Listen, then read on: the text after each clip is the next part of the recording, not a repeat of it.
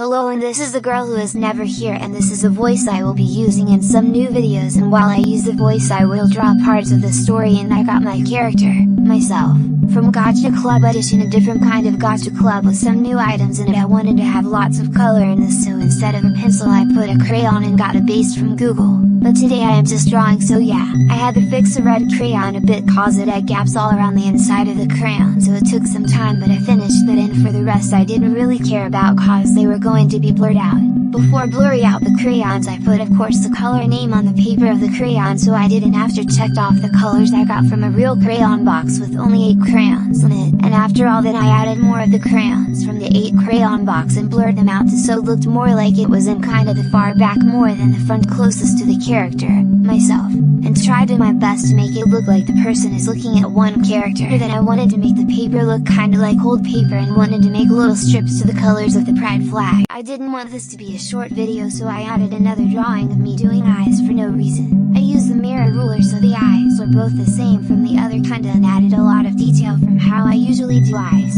I erased any eyeshadow that was on the white and moved the shadow up a little after cause it was kinda too dark in the fading and wanted to make enough room for the light shading. And after I started using kinda light shade of blue at the bottom that wasn't really noticed as I made a U under the black, and after used a more noticeable light shade circle and made circles on the U, and when I finished I put a more of white in the circles.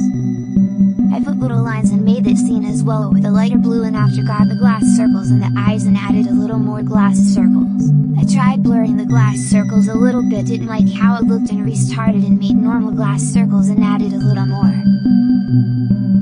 And lastly I wanted to shade the white a little since it looked kinda boring in the color, so I added a kinda noticeable gray shading and didn't want to do skin color, so I kinda left the paper white.